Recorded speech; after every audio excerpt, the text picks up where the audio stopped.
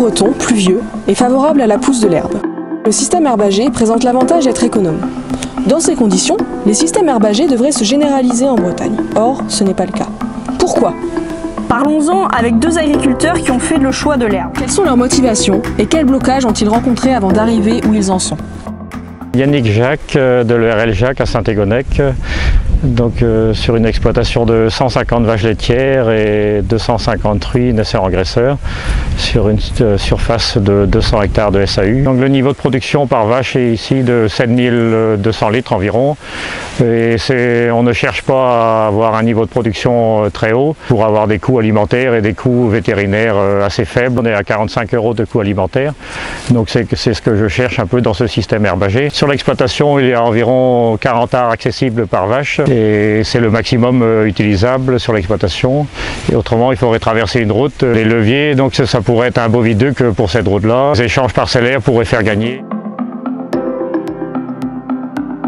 Pâturer, c'est plus complexe que d'alimenter du maïs à l'année. Donc ici, le système, on est en paddock qui dure environ 2 à 3 jours. En entrée de paddock, on est à peu près à ces hauteurs-là. Et en sortie, on essaye d'être au plus ras possible à ce niveau-là. Maximum une fauche, un broyage par an sur les pâtures. Et autrement, il y a très peu de refus comme on rentre très bas sur les pâtures. Le maïs est ouvert toute l'année, qui aide un peu à passer les pics où il y a moins d'herbe. Et à quand même essayer de ne pas trop alimenter les vaches avant qu'elles sortent en pâture le matin. C'est même au quart de godet, au demi-godet, donc c'est à 1 mètre cube près, pour 150 vaches.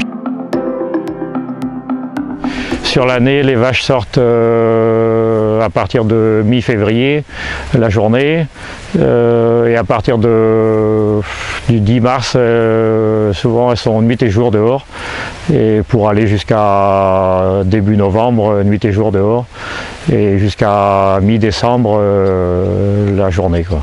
Une fois qu'on a fini la traite, elles sont dehors et on n'a plus à s'en occuper jusqu'à 16 h avec plus de maïs. On doit être plus présent dans l'étable. Oui, c'est vrai qu'avec l'herbe, le lait fait le yo-yo dans le bac, mais je ne regarde pas parce que tous les 2 jours, ça peut varier de 500 litres. Et si on veut bien raser les pâtures, on est obligé de faire le yo-yo. Si on veut que les vaches pâturent, il faut sortir les jeunesses très jeunes dehors. Les jeunesses sont toutes au pâturage à partir de 6 mois.